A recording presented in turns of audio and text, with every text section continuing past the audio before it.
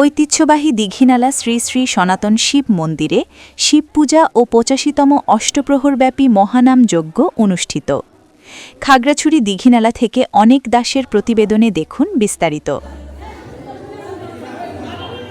খাগড়াছড়ি জেলার দীঘিনালা উপজেলার থানাপাড়ায় অবস্থিত ঐতিহ্যবাহী শ্রী শ্রী সনাতন শিব মন্দিরে অত্যন্ত ভক্তি ও উৎসাহের সাথে যথাযথ ভাবগাম্ভীর্য ও ধর্মীয় উৎসবের মধ্য দিয়ে শিব পূজা ও মহানাম যজ্ঞ ৮৫তম উৎসব উদযাপিত হচ্ছে।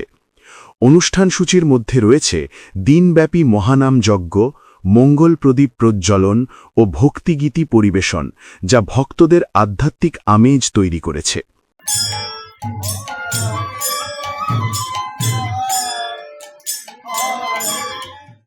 শিব পূজা ও মহানাম যজ্ঞের ৮৫তম আবির্ভাব স্মরণ করে বিশেষ পূজা ও অর্ঘ্য নিবেদন করা হয় দীঘিনালা সনাতন শ্রী শ্রী শিব মন্দিরে।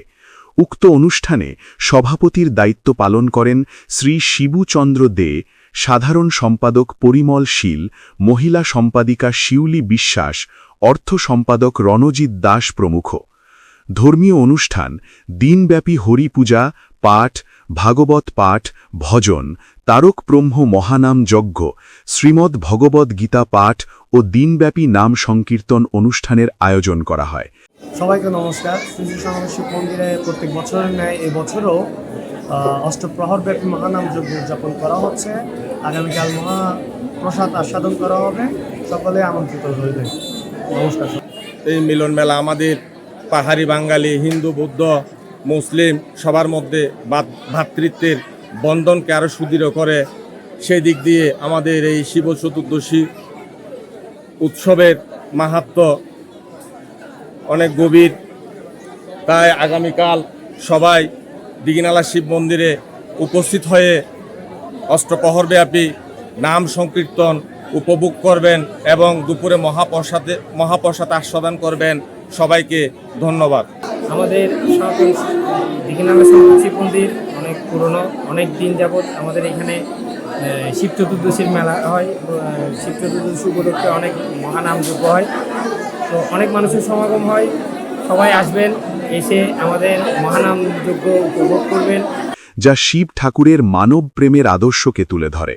দিনব্যাপী তারক ব্রহ্ম মহানাম যজ্ঞ পরিবেশন করেন শ্রী শ্রী বীণাপাণি সম্প্রদায়, মা আনন্দময়ী সম্প্রদায়, শ্রী সচ্চিদানন্দ সম্প্রদায় ও ব্রজবালক সম্প্রদায়।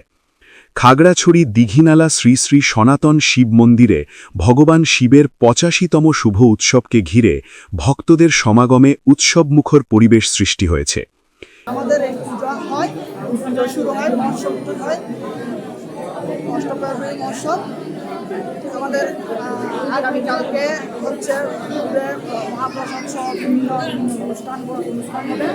আজকে আমাদের মহান শিবরাত্রি ব্রতের রাত।